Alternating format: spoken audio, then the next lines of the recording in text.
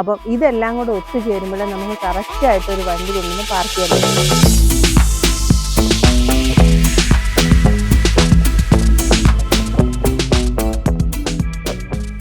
Hi friends, നിങ്ങൾക്ക് എല്ലാവർക്കും അറിയാം ഞാനൊരു ഡ്രൈവിങ്ങിനെ കുറിച്ചുള്ള ഒരു സജഷൻസ് നിങ്ങളോട് ചോദിച്ചിട്ട് ഏറ്റവും കൂടുതൽ ആൾക്കാർ ചോദിച്ചിരിക്കുന്ന ഒരു കാര്യമായിരുന്നു പാർക്കിംഗ്.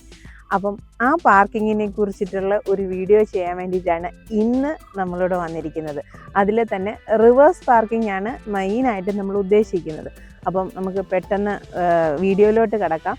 എങ്ങനെ റിവേഴ്സ് പാർക്കിംഗ് കറക്റ്റായിട്ട് ചെയ്യാം, അല്ലെ അത് ഞാൻ ചെയ്യുന്ന രീതിയാണ് കാണിക്കുന്നത്. എൻ്റെ സയൻറ്റിഫിക് മെത്തേഡ് അതാണോന്നൊന്നും എനിക്കറിയത്തില്ല. ഞാൻ ഇങ്ങനെയാണ് ചെയ്യുന്നത്. അപ്പോൾ അത് ഞാൻ എങ്ങനെ ചെയ്യുന്നു, അതിന് ഞാൻ എടുക്കുന്ന അസംഷൻസ് എന്തൊക്കെയാണ്, അല്ലെങ്കിൽ ഞാൻ ഏത് സമയത്ത് വരുമ്പം സ്റ്റിയറിംഗ് ഇതിരിക്കും, എൻ്റെ ക്ലച്ച് ചവിട്ടുന്നത്, ബ്രേക്ക് ചവിട്ടുന്നത്, അപ്പോൾ ഇതൊക്കെ ഇന്ന് നിങ്ങളെ കാണിക്കാമല്ലോ എന്ന് കരുതിയിട്ടാണ് ഇന്ന് പ്രധാനമായിട്ട് ഈ വീഡിയോ. പാർക്കിംഗ് എന്ന് പറയുമ്പോഴേ നമ്മൾ ശ്രദ്ധിക്കേണ്ട പ്രധാനമായിട്ട് കുറച്ച് കാര്യങ്ങൾ.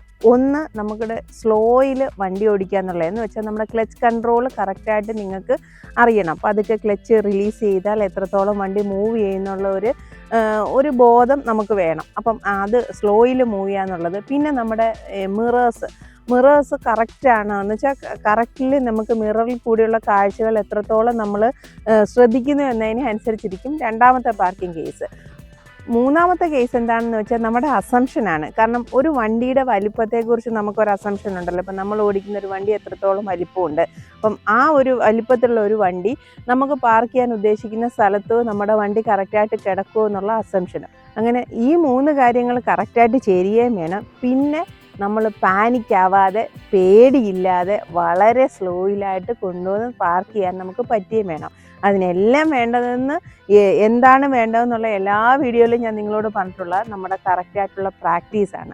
അപ്പം ഇതെല്ലാം കൂടെ ഒത്തുചേരുമ്പോഴേ നമുക്ക് കറക്റ്റായിട്ടൊരു വണ്ടി കൊണ്ടുവന്ന് പാർക്ക് ചെയ്യാൻ പറ്റും. പിന്നെ ഒരു കാര്യം ഞാൻ പറയാം, പാർക്കിംഗ് അറിയാതെ പാർക്കിങ്ങിനെ പേടിച്ചിട്ട് നമുക്കൊരിക്കലും റോഡിൽ വണ്ടി ഇറക്കാൻ പറ്റില്ല. അപ്പോൾ അത് നിങ്ങൾ എപ്പോഴും ശ്രദ്ധിക്കണം. നമുക്ക് കറക്റ്റായിട്ട് വണ്ടി ഡ്രൈവ് ചെയ്യണമെങ്കിൽ പാർക്കിങ്ങിനെ കുറിച്ച് കുറച്ച് ബോധം നമുക്ക് വേണം. പാർക്ക് ചെയ്യാൻ നമുക്ക് പറ്റുമെന്നുള്ള ഒരു ഉറപ്പ് നമ്മുടെ മനസ്സിൽ തോന്നണം. എനിക്ക് പറ്റും എന്ന് നമ്മൾ ചിന്തിച്ച് തന്നെ മുന്നോട്ട് പോകണം, എങ്കിലേ നമുക്ക് ചെയ്യാൻ പറ്റും. അപ്പോൾ നമുക്ക് പെട്ടെന്ന് സ്റ്റാർട്ട് ചെയ്യും. അപ്പം ഇന്ന് ഞാൻ ഉദ്ദേശിക്കുന്നത് എന്താണെന്ന് വെച്ചാൽ, നമ്മുടെ ഒരു വണ്ടി അവിടെ കിടപ്പുണ്ട്. ആ വണ്ടിയോട് ചേർന്ന് ബാക്കിലോട്ട് ഇറക്കി റിവേഴ്സിൽ എങ്ങനെ നമുക്ക് ഈ വണ്ടി പാർക്ക് ചെയ്യാമെന്നാണ് ഞാൻ കാണിക്കുന്നത്.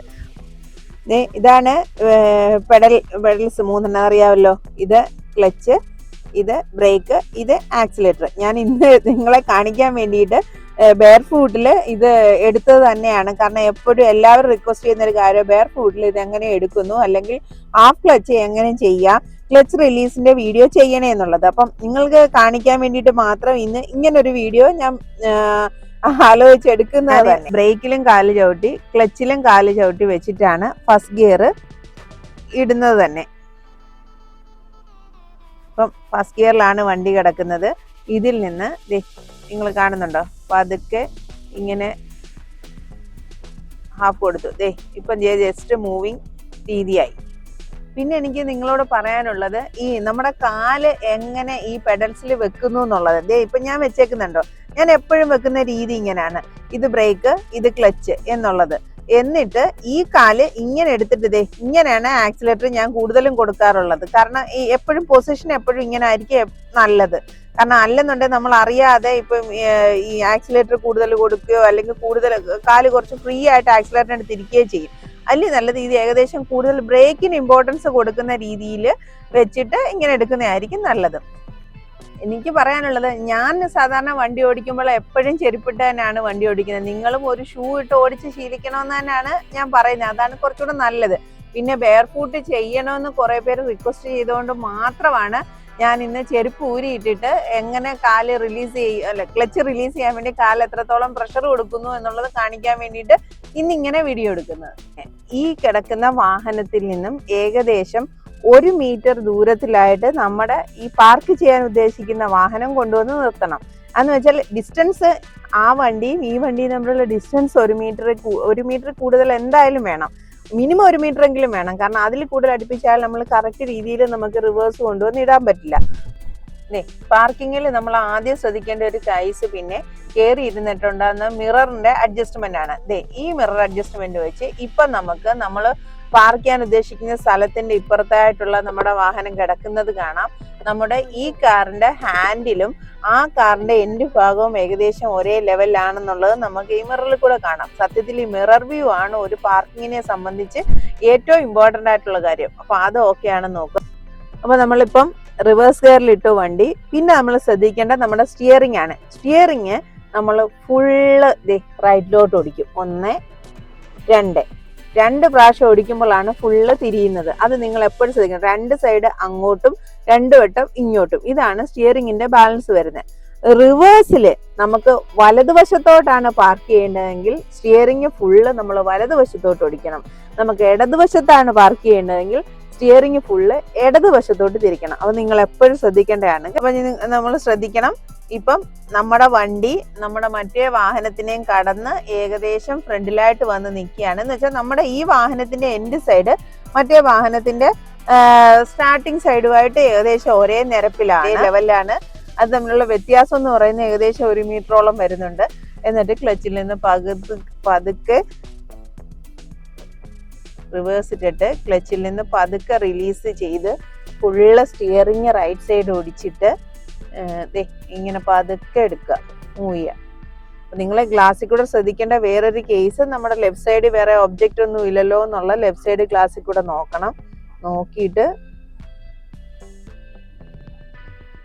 പതുക്കെ എപ്പോഴും ധൃതി ഒട്ടും വെക്കരുത്. നമ്മളെ റിവേഴ്സിൽ ഏറ്റവും കൂടുതൽ ശ്രദ്ധിക്കേണ്ടത് അതെ. ഇപ്പൊ നമുക്ക് ഗ്ലാസ്സിൽ കൂടെ നോക്കിയാല് കണ്ടോ, ഇപ്പൊ നമ്മുടെ കാറും മറ്റേ കാറും ഏകദേശം ലൈൻ ഈക്വൽ ആയെന്ന് കണ്ടു. അവിടെ കൊണ്ടുവന്ന് നിർത്തുക. ഇപ്പോഴും പാർക്കിംഗ് ആയിട്ടില്ല, പകുതി ആയിട്ടുള്ളു. ഇനി നമ്മൾ ചെയ്യേണ്ട സ്റ്റിയറിങ് നേരെ ആക്കുക എന്നുള്ള 2 റൗണ്ട് 2 റൗണ്ട് അതേപോലെ ഞാനിപ്പോ തിരിച്ചിട്ട് പതുക്കെ സ്ട്രെയിറ്റ് കൊണ്ടുവന്ന് കയറുക.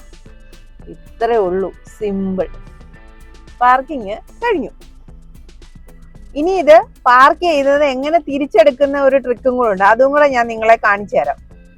അപ്പം ഇതിപ്പോ എടുത്തു, ഫസ്റ്റ് ഗിയറിൽ ഇട്ടു.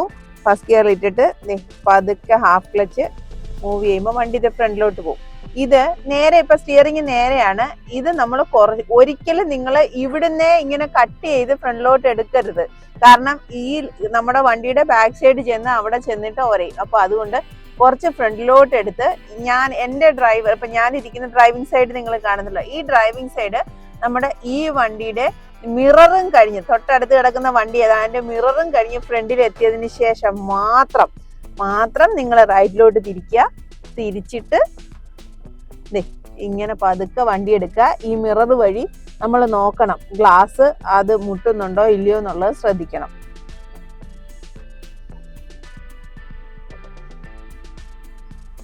അപ്പം റിവേഴ്സ് തന്നെ വേറൊരു തരത്തിലൂടെ എടുക്കാം. അതുകൂടെ ഞാൻ നിങ്ങളെ ഒന്ന് കാണിച്ചു തരാം. കാരണം മുമ്പേ നമ്മൾ നമ്മുടെ വണ്ടി ഇങ്ങനെ ഫ്രണ്ടിലോട്ട് കൊണ്ടുവന്ന് കറക്റ്റ് റൈറ്റ് സൈഡ് എടുത്ത് റിവേഴ്സ് എടുക്കുന്നതാണ് കാണിച്ചത്. ഇനി നമുക്ക് ഫ്രണ്ടിൽ കുറച്ച് സ്ഥലം കൂടുതലുണ്ടെന്നുണ്ടെങ്കിൽ നമുക്ക് വണ്ടി ഈ ഒരു ആംഗിൾ നിങ്ങളിപ്പോൾ കാണുന്നുണ്ട്. ഈ വണ്ടി കിടക്കുന്ന ആംഗിൾ എങ്ങനെയാണ്, ഈ ആംഗിളിലോട്ട് കൊണ്ടുവന്നിട്ട് ഇതിനെ നമുക്ക് ബാക്കിലോട്ട് എടുക്കാം. അതുകൂടെ ഞാൻ കാണിച്ചു തരാം. നിങ്ങളിപ്പോ കാണുന്നുണ്ട്. അതിന് ഇതുപോലെ സ്റ്റിയറിങ് ഫുള്ള് തിരിച്ച് ആദ്യം 2 റൗണ്ട് തിരിച്ച് ഫുള്ള് തിരിച്ചു വെക്കണം. എന്നിട്ട് പക്ഷെ നിങ്ങൾ ശ്രദ്ധിക്കേണ്ട ഒരു കാര്യം, മൂവ് ചെയ്യുന്നതിനനുസരിച്ച് നമ്മൾ ഇതിനെ റിലീസ് ചെയ്തുകൊണ്ടേ ഇരിക്കണം.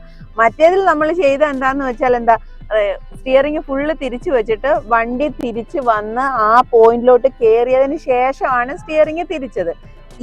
ഈ രീതി പാർക്ക് ചെയ്യുവാണെങ്കിൽ അങ്ങനല്ല. ഈ രീതിയിലുള്ള റിവേഴ്സ് പാർക്കിങ്ങിലാണെങ്കിൽ ഇവിടുന്ന് വണ്ടി ബാക്കിലോട്ട് മൂവ് ചെയ്യുന്നു നമുക്ക് വണ്ടി ഇപ്പൊ റിവേഴ്സ് ഇട്ടു, വണ്ടി ബാക്കിലോട്ട് മൂവ് ചെയ്യുന്നത് തോന്നുന്ന സമയത്തെ നമ്മളിത് സ്റ്റിയറിംഗ് തിരിക്കണം. സ്റ്റിയറിംഗ് പതുക്കെ തിരിച്ച് പതുക്കെ മൂവ് ചെയ്ത് കൊണ്ടുവരാം. കണ്ട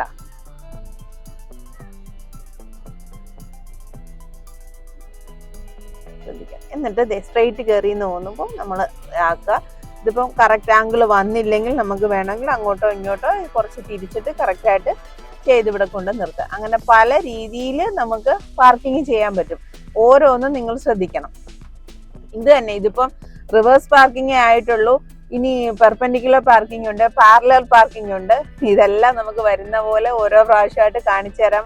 ഇനി എൻ്റെ സമയം പോലെ ഞാൻ വീഡിയോ എടുക്കാൻ ഞാൻ ശ്രദ്ധിക്കുന്നതായിരിക്കും. പക്ഷെ ഇപ്പോഴും ഞാൻ പറയുന്ന ഒരു കാര്യമുണ്ട്, ഇങ്ങനൊന്നും നിങ്ങൾക്ക് ഡ്രൈവിംഗ് പഠിക്കാൻ പറ്റില്ല. ഡ്രൈവിംഗ് പഠിക്കണമെങ്കിൽ ഇതൊക്കെ നിങ്ങൾ പ്രാക്ടിക്കലായി ചെയ്ത് നോക്കണം.